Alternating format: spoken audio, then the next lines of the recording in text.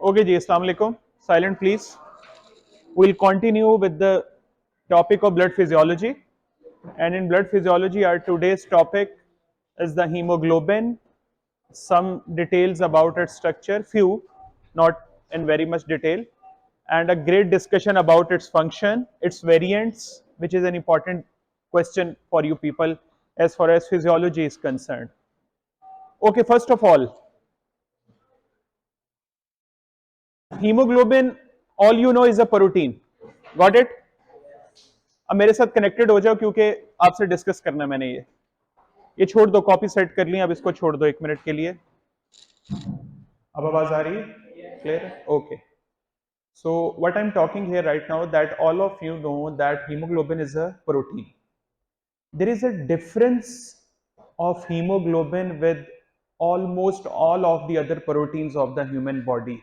The difference is that hemoglobin is a pigmented protein, colourful protein.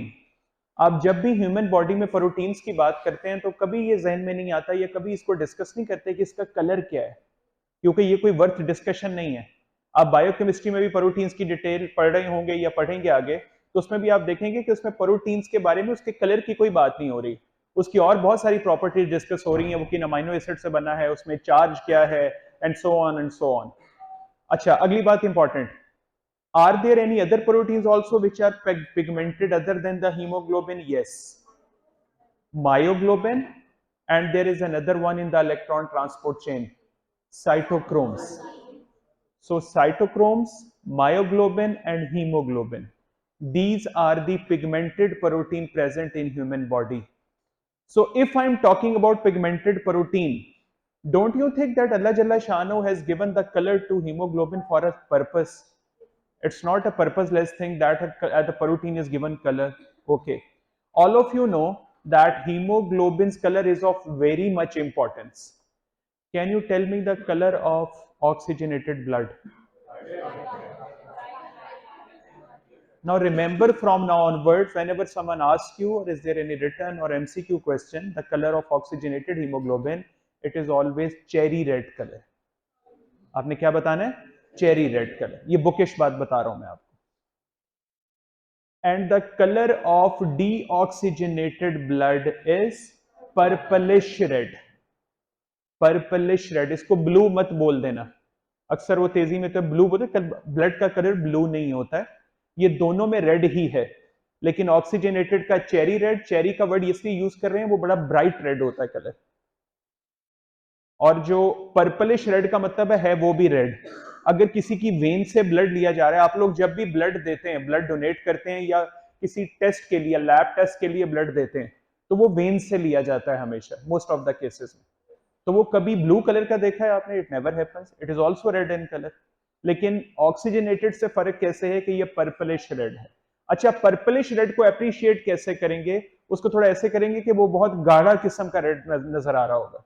कोई purple इतना appreciate, अगर आप वैसे वेन्स को देखें, यहां से ऊपर सुपरफिशियल स्किन के ऊपर जो वेन्स पड़ी हुई है, उसमें आपको पर्पल कलर ही नजर आएगा वाज़ेह तौर पे, लेकिन जब ब्लड निकालेंगे उसमें से तो वो डार्क रेड होता है।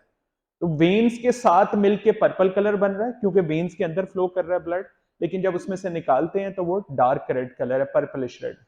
सो दिस पर्पलिश रेड और cherry reddish colour is because of one protein in the blood, that is hemoglobin.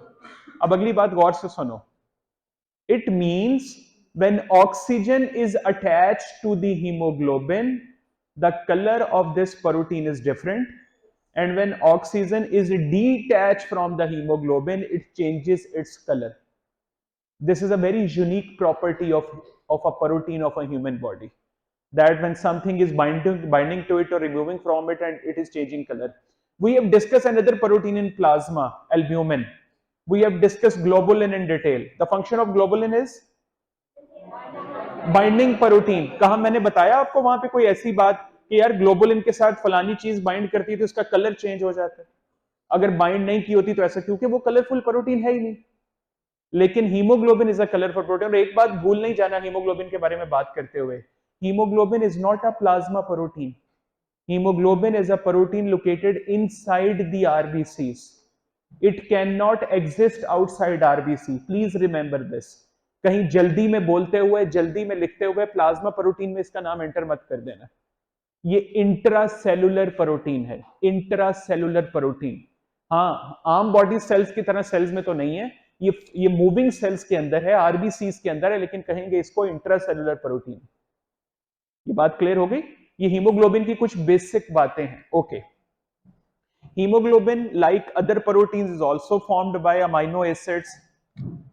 Here the important topic to discuss is there are some variants of hemoglobin. Variants. There is not a single hemoglobin always present in a single human being. It never happens. There are always some variants present in all the human beings. Let's discuss it. मैंने इसको आपको बताने के लिए conceptually दो groups में divide करता हूं मैं इसको, दो ग्रुप्स में।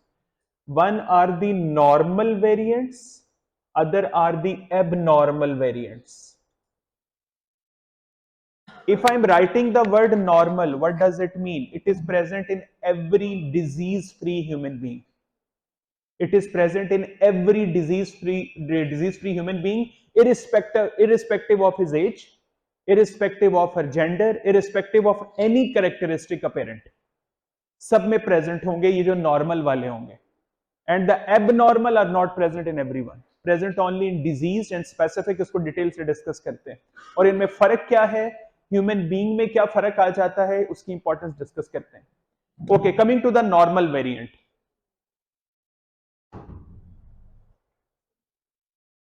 HbA1, HbA2, HbF, remember these, HbA1, HbA2, HbF। क्या हुआ, हमेशा लेट होते हो यार, टाइम पे भी आ जाया करो कभी।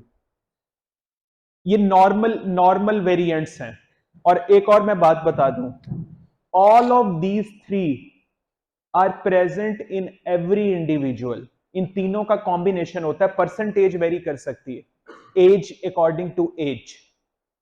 दोबारा बता रहा हूं, all three normal variants are present in every human being, but their percentage among different human beings vary according to different age groups। वो मैं क्लियर कर देता हूं अभी आपको।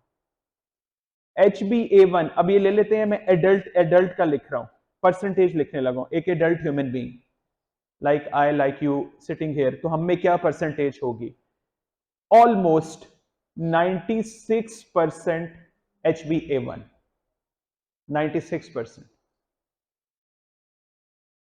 2 to 3% HbA2, and last but not the least HbF 1 to 2%. This is the percentage of these. So which one is the most important in us? HbA1। ये हमने conclude कर लिया। चलो यहां पे मैं आगे साथ ही लिखता हूं, fetus। Now I'm discussing these percentages in fetus। मैं नीचे से शुरू कर रहा हूं इसको, HbF से शुरू कर रहा हूं, 70 to 80% HbF। F का नाम ही इसीलिए, फीटल हीमोग्लोबिन। कितना होता है फीटस में ये, 70 to 80%। HbA1 10 to 15% and remaining 5 to 10% is HbA2। सो एक बात तो क्लियर हो गई इस टेबल को देख के, which one is the lowest in both of these age groups, HbA2। ये दोनों में लोएस्ट है और बाकी दोनों ऑपोजिट है। हमारे अंदर HbA1 है और जब हम सब अपनी फीटल लाइफ में थे तो हम सब के अंदर HbA1 was replaced by HbF। Okay, अगली इंपॉर्टेंट बात करते हैं जो फिजियोलॉजी रिलेटेड, ये तो बड़ी मैथ्स की बात हो गई या कह लो प्रेवलेंस की बात हो गई। अब हम इंपॉर्टेंट बात करते हैं जो फिजियोलॉजी रिलेटेड है, कि इसमें फर्क क्या है और इसका हमारी बॉडी पे असर क्या पड़ता है, उसको डिस्कस करते हैं। All of you know haemoglobin is composed of how many, एक तो इसमें हीम ग्रुप होता है, और how many globin chains, 4 globin chains. और 4 ग्लोबिन चेन की डिवीजन क्या है, 2 अल्फा 2 बीटा। वो आपको पता ही है, you already know the number of amino acid in each chain. Each alpha chain contain 141 and each beta chain 146 okay and 574 overall okay. इस वजह से इसमें 2 अल्फा और 2 बीटा हैं और एक दूसरे से डिफरेंट हैं। हीमोग्लोबिन को हेटेरोटेट्रामर कंपाउंड भी कहते हैं।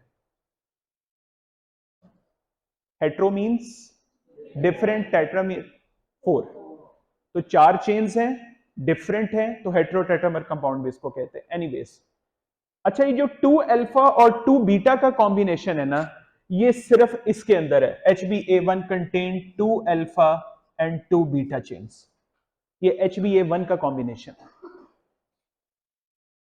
मैं अभी अगला कॉम्बिनेशन लिखता हूं। In HbA2 2 alpha 2 delta chains, there are no beta chains in A2।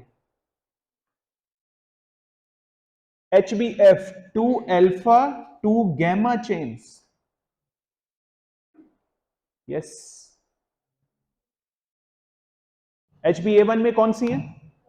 2 alpha 2 beta, you already know about HbA1। आज HbA2 का क्या पता चला आपको? 2 alpha 2 delta chains and HbF 2 alpha 2 gamma chains। So इसका मतलब है जो बीटा वाला कॉन्सेप्ट है वो HbA1 के साथ है, और वो एडल्ट्स में हम मानते हैं एडल्ट्स में वो काफी ज्यादा है, तो इसलिए हम इसी की बात करते हैं। आपके जहन में क्वेश्चन आ सकता है ना, सिर्फ हम इसी को क्यों पढ़ते आ रहे हैं, इसी की कोई बात है, इनके बारे में क्यों नहीं लिखा? क्योंकि हम में है ही ये मेजोरिटी, तो इसलिए इसी की बात करें। लेकिन अब अगली इंपॉर्टेंट बात समझना, बहुत इंपॉर्टेंट है। अब मैं एक और जो आपको बुक में लिखी हुई नहीं मिलेगी, वो मैं यहां पे आपको लिख के दिखाता हूं। What is the function of haemoglobin? Carry oxygen.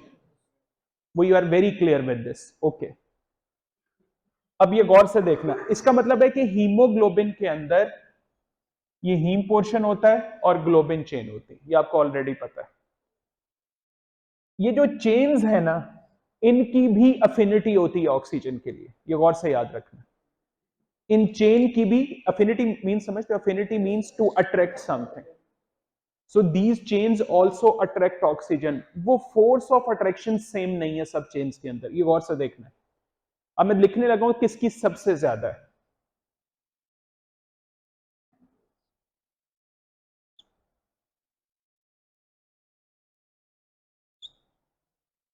The highest affinity of oxygen is with gamma chain,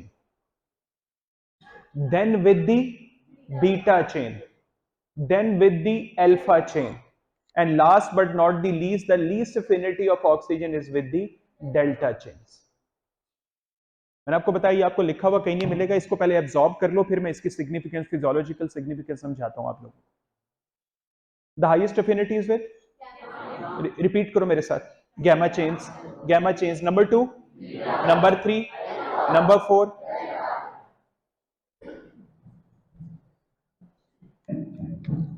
इन सारे हीमोग्लोबिन में से सबसे ज्यादा ऑक्सीजन को टाइटली बाउंड कौन करेगा?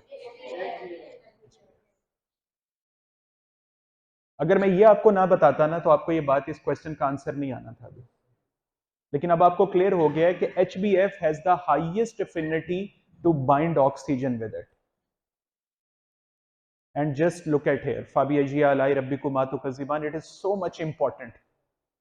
For fetus, oxygen is of much more importance than the adults.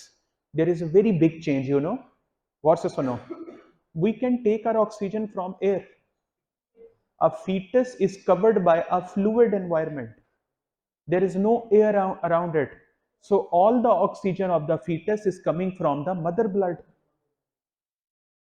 तो अल्लाह ताला ने उसको हीमोग्लोबिन भी वो वाली दी है कि जितनी ऑक्सीजन मदर से आए उसको छोड़े मत, उसको टाइटली बाउंड करके रखे, क्योंकि वो बहुत ज्यादा इंपॉर्टेंट हो गई। वो अफोर्ड नहीं कर सकता कि वो थोड़ी सी भी ऑक्सीजन की लूज बाइंडिंग चला ले, वो अफोर्ड नहीं कर सकता। हम लोगों की अगर ऑक्सीजन डेफिशिएंट होगी, हम तेज सांस लेना शुरू कर देंगे, जैसे एक्सरसाइज में होता है। बॉडी में ऑक्सीजन डेफिशिएंसी, CO2 ज्यादा होनी शुरू होती है, रेस्पिरेटरी रेट भी जाता जाता कहां पहुंच जाता है, उसको अकोमोडेट करने के लिए। अगर खुदा ना खास्ता फिर भी पूरी नहीं हो रही होगी, मास्क ऑक्सीजन मास्क हॉस्पिटल में लग सकता है जाके, जिसमें 100% ऑक्सीजन आ रही होती है सिलेंडर के through. There are various things we can do when we are low in oxygen, but what can foetus do?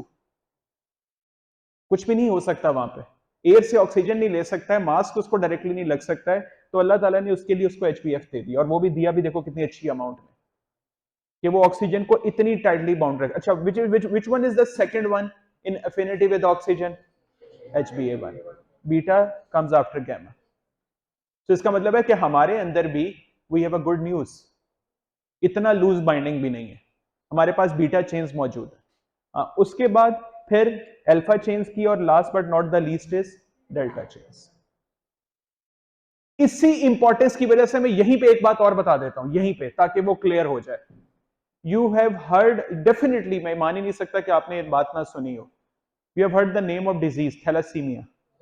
It's very famous, I think everyone knows about it, क्योंकि बहुत सारी थैलेसीमिया सोसाइटीज काम कर रही हैं, बहुत सारे इसमें काम हो रहे हैं कि बच्चों को किस तरह उनका लाइफ प्रोलॉन्ग किया जा सके। Genetic problem, and problem is where in the chains of the hemoglobin, because these are protein chains, and protein is found, आपने पढ़ा होगा one gene one protein hypothesis, exactly. So there is a gene defective of that particular protein, it can be any one of the chain, but if that chain is defective, the hemoglobin is defective, and if hemoglobin is defective, so it is not binding the oxygen properly. So you may now know what will happen in thalassemia, that child is always deficient of oxygen, because his hemoglobin is unable to catch all the oxygen coming from the respiration.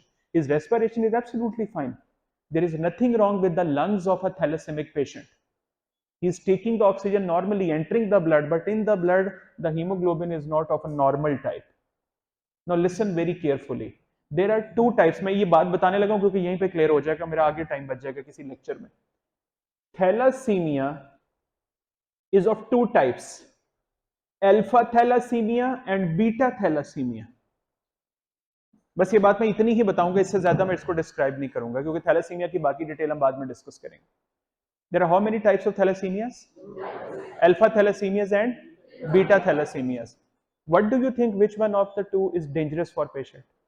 जो alpha कह रहे थे वो अपने आप को correct कर लो, beta thalassaemia is much more dangerous. अच्छा सुन लो, what do you mean by beta thalassemia? There is defect in beta chain. Alpha thalassemia means there is defect in alpha chain. So which of the two defects is more dangerous? Beta thalassemia, because of this thing. If beta thalassemia's beta chain is defective, oxygen binding is much more impaired. ये नहीं मैं कह रहा कि alpha में होगी नहीं, वो भी प्रॉब्लम है। और आपको मैं मजे की बात बताऊं, इसको बुक्स क्या लिखती हैं, अल्फा थैलेसीमिया को लिखती हैं इट इज माइनर थैलेसीमिया, और बीटा थैलेसीमिया को लिखती हैं इट इज मेजर थैलेसीमिया। वो माइनर और मेजर का वर्ड क्यों अलॉट किया गया इनको, दिस इज द रीजन। आपको पता है जो बीटा थैलेसीमिया का पेशेंट, अगर कोई मुझे बताए ना कि ये थैलेसीमिया है इस बच्चे को, तो मेरा पहला सवाल ये होगा कौन सा वाला, अल्फा और beta. If the patient is having unfortunately beta thalassaemia, he or she will hardly survive for more than 1 to 2 years. इतने देर बॉडी अफोर्ड नहीं करती डेफिशिएंसी ऑफ ऑक्सीजन के साथ। जो अल्फा थैलेसेमिक है वो रिपोर्ट हुए हैं, रिसर्च केसेस रिपोर्ट हैं, 10, 15, 16 साल तक भी उनकी एज गई, वो इतना सर्वाइव कर जाते हैं alpha thalassaemic patient. But unfortunately, beta thalassemia survive very rarely because of this factor. And now you know the importance of these individual chains as well. Okay.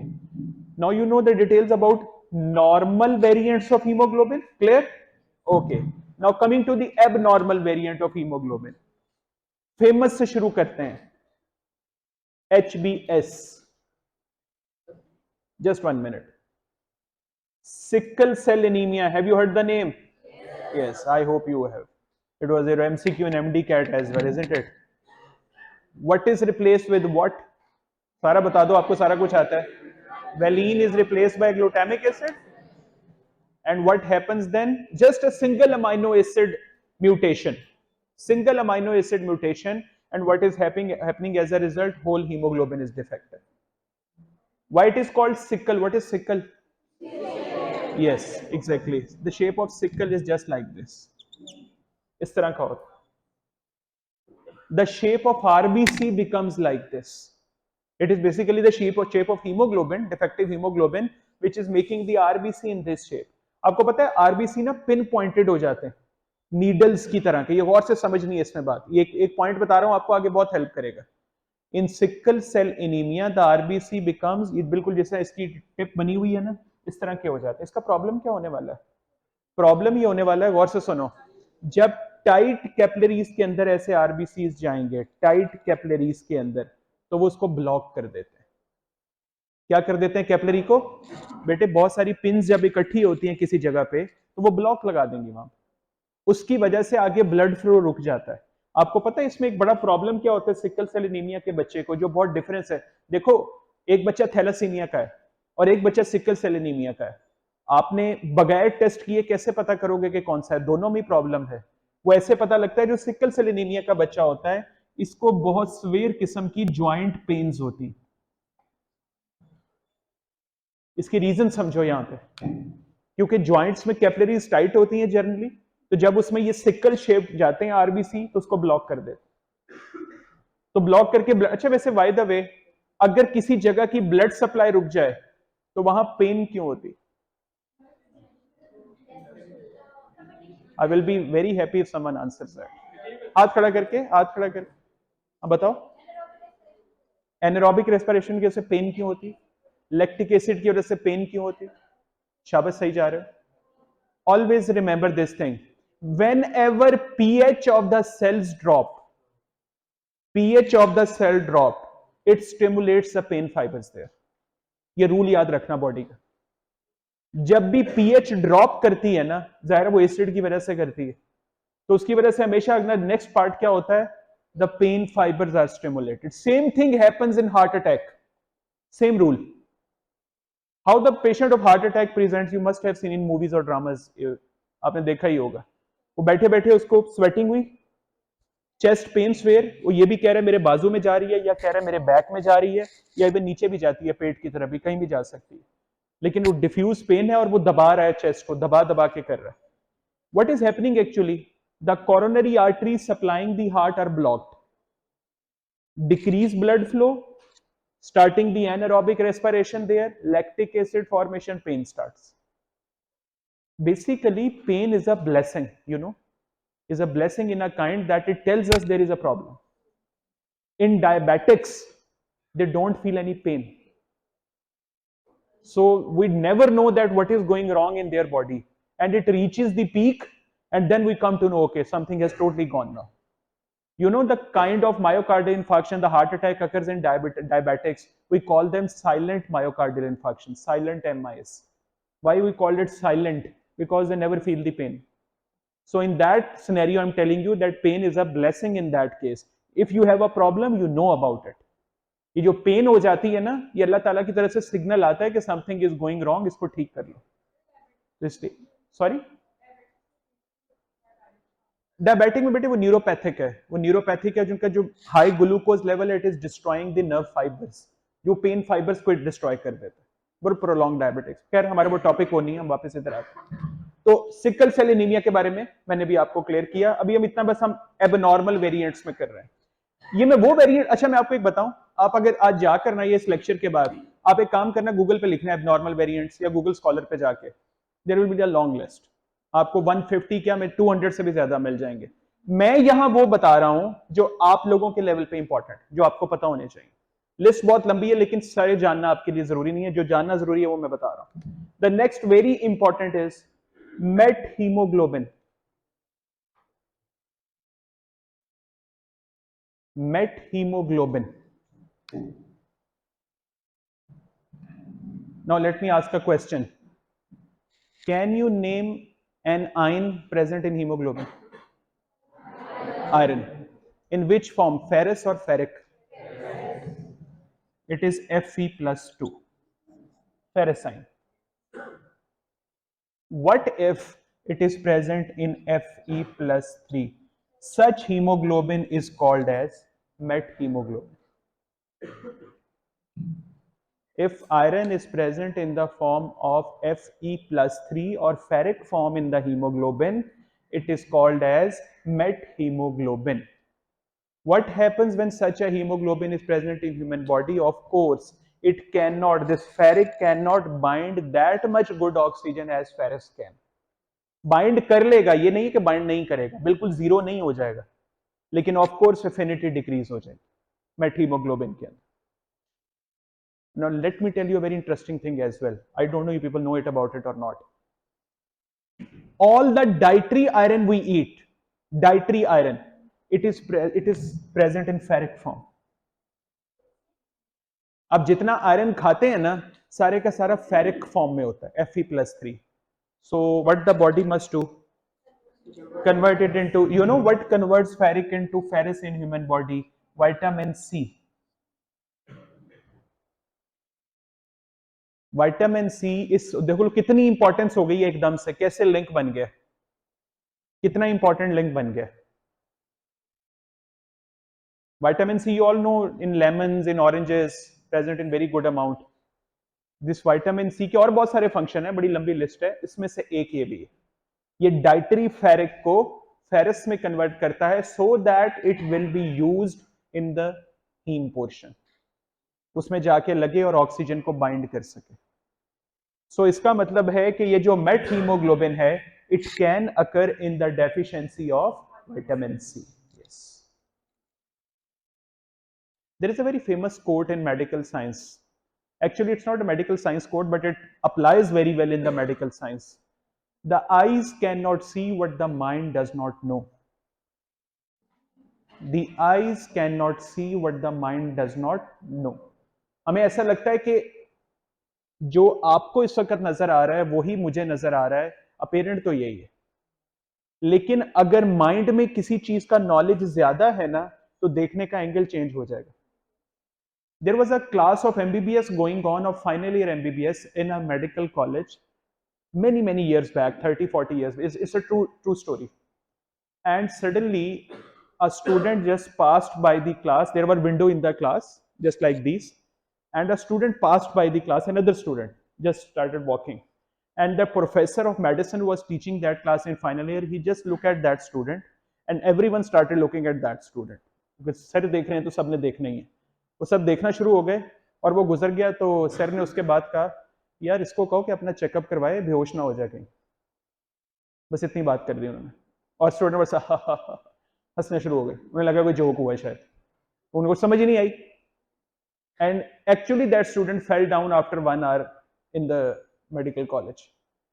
They took him to the hospital, they make him check. वो professor साहब भी वहां पे पहुंच गए थे. तो professor साहब ने देखा वो सामने बेहोश पड़ा. तो उन्होंने कहा होना ही था इसने बेहोश. मैंने कहा था इसको देखा ही नहीं किसी ने. तो पूछा उन्होंने कि सर आपको कैसे, उन्होंने उसने कहा बड़ा स्वेर जॉन्डिस हुआ हुआ था इसे, मुझे देखते ही नजर आ गया इसे. और इतने स्वेर जॉन्डिस में बंदा चल कैसे रहा है, इसको तो ये तो गिर जाएगा नीचे, इसका सही तरह लिवर का कोई इशू लग रहा है मुझे. Just look at the thing. The professor was having all the knowledge about jaundice. Jaundice का पेशेंट कैसे प्रेजेंट करता है, देख वो भी सारे रहे थे, देख ये भी रहे थे. ये पता आपको एग्जांपल मैंने क्यों दी है? This is the command of a good doctor. This is the power of a good doctor. You know, every doctor can order test. किसको नहीं पता होता टेस्ट करवाने? एक हमारे प्रोफेसर साहब कहा करते थे कि जो डॉक्टर की स्ट्रेंथ है ना वो उसके हाथ में, कि वो टच करके, फील करके, पेल्पेट करके इसी से डायग्नोसिस बनाना आना चाहिए. जिसका ये स्ट्रेंथ स्ट्रांग, जिसका ये स्ट्रेंथ है ना, वो टेस्ट पे बहुत कम जाएगा. तो आपने सारी अपनी एमबीबीएस की लाइफ में ना अपनी इस चीज को स्ट्रांग करना है कि ability to diagnose a patient without test. आप खुद जिस डॉक्टर को अच्छा समझते होंगे ना, उसकी 2 कैरेक्टरिस्टिक्स आपको बहुत पसंद होगी. एक तो वो बात ठीक तरीके से करता है, रिस्पेक्ट देता है, और दूसरा मिनिमम पैसे लगवा के आपका डायग्नोसिस बना देता है. ये आपको हमेशा बात पसंद रहेगी किसी और डॉक्टर में भी, और पेशेंट्स को भी आप में यही बात पसंद आएगी कि यार उसने तो टेस्ट के बगैर ही मुझे बता दिया. देयर वाज अ पेशेंट, अब मुझे एक और बात याद आ गई, मैं इसको कंक्लूड करता हूं. There was a patient, diagnose नहीं बन रहा था, डायरिया नहीं ठीक हो रहा था. 4 महीने हो गए, डायरिया की मेडिसिन ले लेके थक गया, वो ठीक नहीं हुआ. तो एक एक्सपीरियंस प्रोफेसर के पास गया, उनको वो सारी डिटेल बताई. वो हिस्ट्री बड़ी डिटेल से लेते थे. उन्होंने आधा घंटा उसकी बात सुनी और उसके बाद उससे पूछा, क्या तुम जेलम से तो नहीं हो? उन्होंने कहा जी मैं खारियां से मेरा ताल्लुक है, जेलम के साथ एक शहर है वहां से. उन्होंने मेडिसिन लिख के उसको दे दी और वो 2 दिन में ठीक हो गया. और वो एक मेडिकल स्टूडेंट उसका जानने वाला था. वो बाद में प्रोफेसर साहब से मिलने गया कि सर ये आपने सवाल क्यों किया? उसने कहा जो इसके साइन एंड सिम्टम्स थे ना, वो खारियां जो है ना, वहां पे जियार्डेसिस एक है, पैरासाइट है, जियार्डिया लैम्बलिया, वो वहाँ बहुत पाया जाता है। तो वहाँ जियार्डेसिस की वजह से जो डायरिया होता है ना, वो बहुत कॉमन ऐसी कंप्लेन की तरह ही आता है। तो उसके लिए सिर्फ उन्होंने एंटी पैरासिटिक मेडिसिन दी, जो उसने अभी तक नहीं ली थी डायरिया में, एंटीबायोटिक ही लेता जा रहा था, वो 2 दिन में ठीक हो गया। सो दिस इज, उन्होंने कोई टेस्ट नहीं करवाया, उन्होंने कुछ नहीं करवाया। So this is the grasp of a knowledge and it is not book bound, let me tell you, it is never book bound. Okay, coming back to this thing, methemoglobin is another variant after the HbS. These are not normally present, please remember, these are not normally present. Then Bart hemoglobin, Bart hemoglobin, it is a hemoglobin of a thalassaemic patient.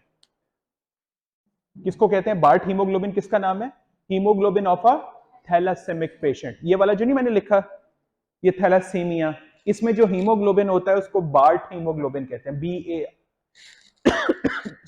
BART, BART hemoglobin, another abnormal variant of hemoglobin. Then there is another one which is called HBC.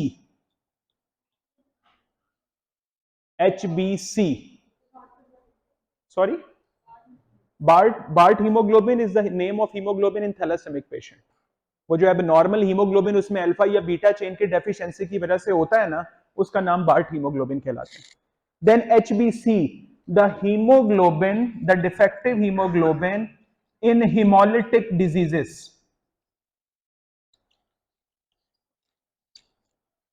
In hemolytic diseases, हर वो disease जो blood में haemolysis कर रही है, अगर वो haemoglobin के डिफेक्ट की वजह से है, तो उस हीमोग्लोबिन को क्या कहते हैं? HbC। मैं दोबारा बता रहा हूं, मेरी बात शायद गौर से नहीं सुनी आप लोगों ने। मैंने आपको ये बोला कि वो हिमोलिटिक डिजीज जिसमें हिमोलिसिस हीमोग्लोबिन के डिफेक्ट की वजह से है, इसका मतलब और क्या बनता है कि हीमोग्लोबिन के डिफेक्ट के अलावा भी हिमोलिसिस हो सकता है। यस, अगर हीमोग्लोबिन के डिफेक्ट की वजह से है तो उस केस में हीमोग्लोबिन को क्या बोलेंगे? HbC। Can you remember these 4 abnormal variants of hemoglobin? Very good. ये अगर आप लोग इनको याद रख लो आप लोगों, क्योंकि ये अभी आगे आएंगे, ये हमारी डिस्कशन में आगे भी यूज होंगे, ये किसी और चैप्टर में भी दोबारा से आएंगे। तो अगर इनका नाम आपने यहाँ पे जान लिया तो वहां पे एकदम से आपके लिए अननोन नहीं होगा, ये आपको पता होगा, हाँ ये हमने पढ़ा हुआ है, मुझे पता है क्या बात हो रही। क्लियर हो गया ये? Okay. Haemoglobin is formed in the RBC during the erythropoiesis. मैंने आपको स्टेप्स दिखाए थे। जो प्रो एरिथ्रोब्लास्ट था उसमें हीमोग्लोबिन बिल्कुल नहीं होता, और जो एरिथ्रोसाइट होता है उसमें मैच्योर हीमोग्लोबिन बन चुका होता है। What happens to haemoglobin after 120 days completion cycle of RBC? When spleen breaks the RBC, the hemoglobin enters in blood, runs in plasma, in that case reaches the liver, and then in liver this hemoglobin separate हो जाता है haem and globin. The haem part, ये बड़ा important होता है liver के अंदर, the haem part, haem part is first converted into a compound which is called biliverdin, and then finally it is converted into bilirubin. You may read it in biochemistry as well later on at some part. Where the bilirubin goes now? Yes, it mixes with bile.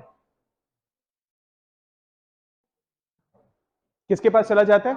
Bile के पास। Bile में interesting बात बताता हूं आपको, bile का function तो पता ही होगा, इमल्सिफाइज द फैट्स, डाइजेशन में चला गया। इधर देखो गौर से, बाइल में 2 चीजें, there are 2 things in the bile, bile pigments and bile salts. Bile pigment is bilirubin, bile salts 3 होते हैं, तीनों के तीनों एक ही चीज से बने होते हैं, दैट इज कोलेस्ट्रॉल।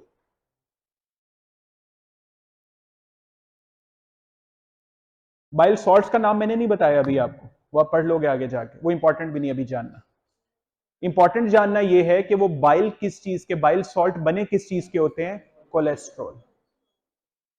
अब जरा मेरी तरफ देखो, मैं इसको सम अप कर देता हूं। Bile is made by, tell me the organ, liver. Bile is a function of liver. Always remember, liver के 4 काम है, उनमें से एक बाइल बनाना. Bile is released from the liver and then stored in gallbladder, and then from gallbladder released into the duodenum, small intestine, first part, where that emulsification of fats occur.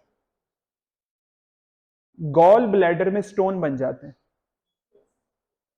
वो stone किस चीज के होंगे? अगर होंगे तो cholesterol, bile salt के, cholesterol.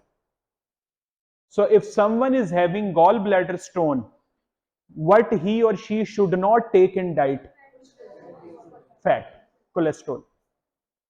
उसको फैटी रिच डाइट नहीं खानी. बात को समझो, पूरे मैकेनिज्म को समझो कि क्यों कहा जाता है कि नहीं खानी. जब हमें ये पता होगा तो हम वो बता सकते हैं. What is the colour of bile?